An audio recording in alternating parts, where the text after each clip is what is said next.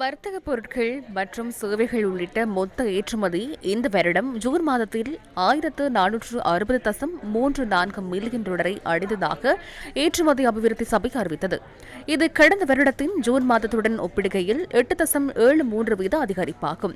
இந்த வருடத்தின் ஜூன் மாதத்தில் மாத்திரம் வர்த்தக பொருட்கள் ஏற்றுமதி 6.85 வீதத்தால் அதிகரித்து 1150.73 மில்லியன் டாலரை நெருங்கியுள்ளது.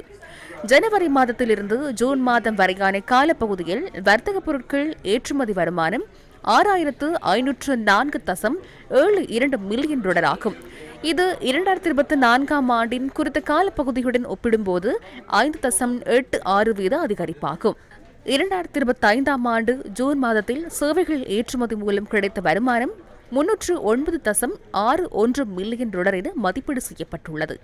இது 2024 ஆண்டின் குறித்த காலப்பகுதியுடன் ஒப்பிடும்போது 16.38 வீத அதிகரிப்பாகும்.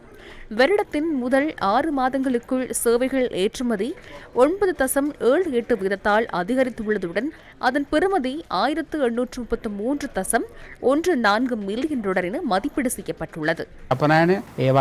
குறிப்பாக ஆடைக்கை தொழில், தேயிலை ஏற்றுமதி, எமது தெங்கு சார்ந்த உற்பத்திகள், சமைத்த உணவு மற்றும் பானங்கள், ரத்தன கற்கள் மற்றும் தங்க ஆபரணம், ஏனைய விவசாய உபகரணங்கள், விவசாய பயிர் ஏற்றுமதியிலும் ஜூன் மாதத்தில் குறிப்பிடத்தக்க அளவு அதிகரிப்பு ஏற்பட்டுள்ளதை காண்கின்றோம்.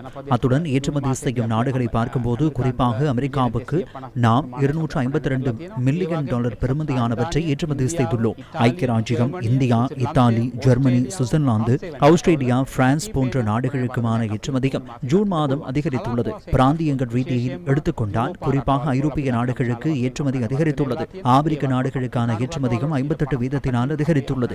மத்திய கிழக்கு நாடுகள் மற்றும் ஆசிய நாடுகளுக்கான ஏற்றுமதியும் ஜூன் மாதம் அதிகரித்துள்ளது. எமது ஏற்றுமதியாளர்கள் சர்வதேச சந்தையில் ஏற்றுமதி சவால்களை எதிர்கொண்டு மேற்கொள்ளும் முயற்சிகள், அதேபோன்று ஏற்றுமதி பொருட்கள் வகைப்படுத்தல் மூலம் ஏற்றுமதி சந்தைக்கான வகைப்படுத்தலுடன் கூடிய பிரவேசம் ஆகியவற்றின் காரணமாக ஏற்றுமதி அதிகரித்து காணப்படுகிறது.